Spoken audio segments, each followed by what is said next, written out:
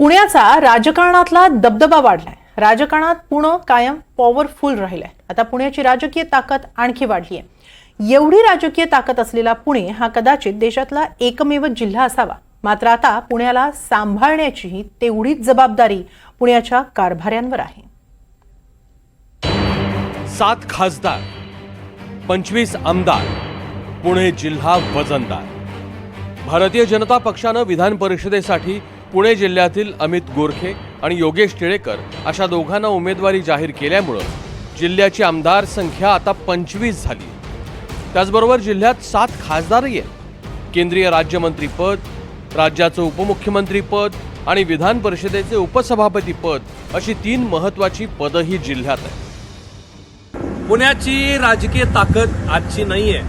बारामती लोकसभा मतदारसंघ आणि बारामती गाव हे पुणे जिल्ह्यात असल्यामुळं गेल्या 5 दशकापासून पुणे हा भूभाग देशाच्या राजकारणामध्ये चर्चेत आहे। त्याच्या आधी सुद्धा काकासाहेब गाडगिळापासून ते सुरेश कलमाडीपर्यंत ह्या मंडळींनी देश पातळीवरती जे राजकारण केलं त्यात पुण्याचा नेहमीच उल्लेख यायचा।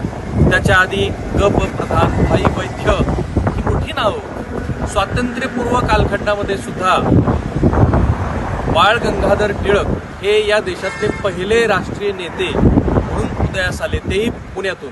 किती मोठं उत्तुंग असं ते व्यक्तिमत्व होतं। पुणे जिल्ह्यात विधानसभेचे 21 आमदार आहेत, तर विधान परिषदेचे 4 आमदार आहेत। पुणे शहर, बारामती, मावळ आणि शिरूर असे 4 खासदार आहेत। राज्यसभेवर जिल्ह्यातून 3 खासदार आहेत। शरद पवार, डॉक्टर मेधा कुलकर्णी आणि सुनेत्रा पवार यांचा त्यात समावेश आहे। पुण्यातून लोकसभेवर प्रथमच निवडून आलेले माजी महापौर मुरलीधर मोहोळ यांना थेट केंद्रात राज्यमंत्रीपद देण्यात आले। सहकार आणि नागरी विमान वाहतूक खातं हे त्यांच्याकडील अतिशय महत्त्वाचं खातं आहे। डॉक्टर नीलम गोऱ्हे यांच्याकडे विधान परिषदेचे उपसभापती पद आहे।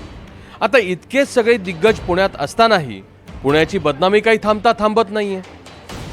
आधी ड्रग्ज माफिया ललित पाटील प्रकरण, त्यानंतर करकुंब MIDCतला ड्रग्जचा साठा, मग पोर्शे हिट अँड रन प्रकरण, त्यानंतर अवैध बारामध्ये ड्रग्ज सेवन प्रकरण, त्याआधी शरद मोहोळची हत्या आणि कोयता गँगचा सुळसुळाट। या सगळ्या प्रकरणांनी बदनाम झालेल्या पुण्याची प्रतिमा बदलण्याचं आव्हान या दिग्गजांवर असणार आहे। पुणे तिथे काय उणे, पुणेरी पाट्या, काही पुणेकरांचं दुपारचं झोपणं, या अशा पुण्याच्या म्हणून स्वतःच्या काही गमती जमतीच्या गोष्टी आहेत आणि बऱ्याच वेळेला त्या टिंगलटवाळीच्या पण असतात।